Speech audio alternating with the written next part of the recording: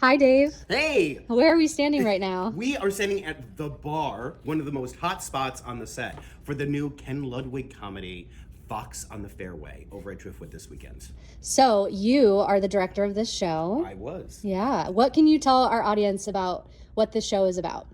It is a typical farce, and anyone who knows the genre of farce knows the typical pattern. You have people who misunderstand something and get into trouble because of their misunderstanding, and other people have a misunderstanding about what the first people misunderstand about, and it goes around and around and around. And you always have your couple that are in love, that some traumatic event is preventing them from getting together, and everybody running in and out of doors. That's pretty much the standard foundation for a farce.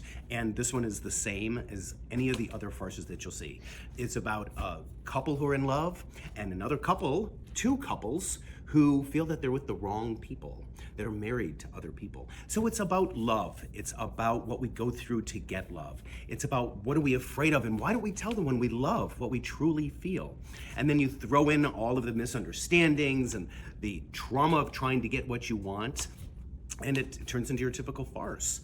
So, this show takes place at a golf country club. Yes. Do you actually need to know anything about golf to enjoy the show? Not at all. You know, I thought the same thing. When I heard about the description of the play before I applied to direct it, I thought the same thing because I'm not a golfer. And I thought, I don't know if this is, the in-jokes that only golfers get. And any sport really has its own kind of culture, right? But after reading the script, no, you don't, because it's all laid out for you. Mm-hmm. For sake of example, it's a competition between rival clubs for the championship. Well, that could be any sport. That can be anything at all, really, of two people wanting the championships. This just happens to be in golf.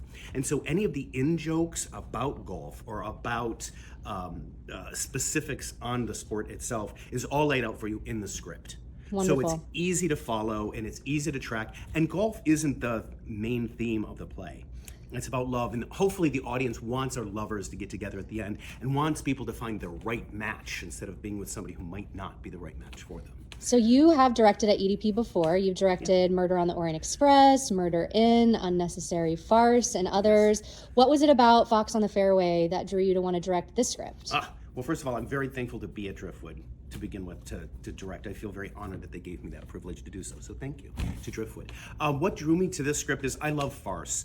I love coming up with bits and ideas and looks and double takes that the audience will appreciate. Because as an audience member to theater myself, I want to laugh and I want to go on a journey that's humorous, but yet doesn't talk down to me.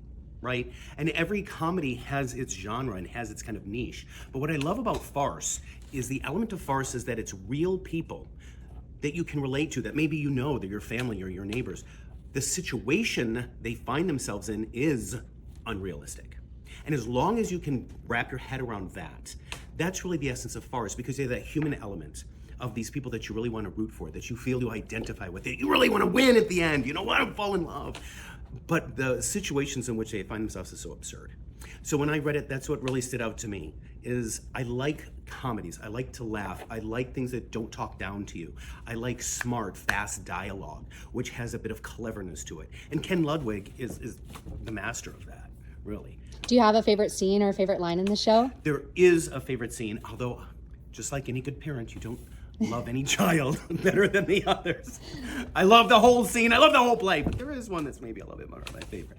And there is a very touching scene that mixes comedy and love and hope, and it's very touching between two of our characters who find themselves reliving their first date and reliving what they could have possibly had if they had gone for it and continued dating. And I don't want to have any spoilers here, so I'm going to have to be a little vague with my descriptions. But there is the one scene that I feel has clever dialogue. The actors have really been able to internalize that feeling of lost love and a little bit of remorse for not taking an opportunity years ago to tell this person that they love them.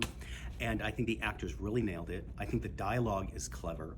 The plot is such that it's placed at just the right place in the overall arc of the story, that it has a lot of poignancy and it's very sweet and funny all at the same time. Wonderful. So, if people haven't arranged their tickets yet, or if people haven't seen the show yet, where are they? What do you hope that people get out of the show, and why do you think people should come and see A Fox on the Fairway? Well, I think people should come and see Fox on the Fairway because it is a wonderful farce. Like I said, it's Ken Ludwig. He always does some great work. We all need an excuse to laugh these days. Absolutely. It's funny. It is touching. You will find yourself rooting for people, and you'll find yourself going on a journey that is just fun and touching and memorable. There is nothing to trigger people in this play. There's no heavy concepts that we have to really think about later. It's a way to unplug, and it's very social. You know, here at the theater, it's set up in such a way that you have a lot of opportunity to talk to some neighbors that you might see or run into people that you have seen before at the auditorium.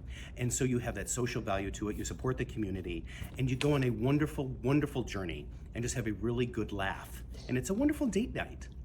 So everyone who's worked on the show, from the ushers to the lighting to the costumes, the set, the actors, and you yourself as the director are all volunteers. What does it mean to you to be able to work on a show with a group of community volunteers? You know, that's a great question. I think community theater gets a very bad rap.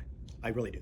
Excuse me. I think that community theater is an opportunity for people to exercise a passion, whether that be passion be lighting or sound or set building, in a social situation to build a sense of community while also allowing your creativity to come to fruition. I think the culture of theater can survive in a lot of different ways, but community theater is a very unique niche.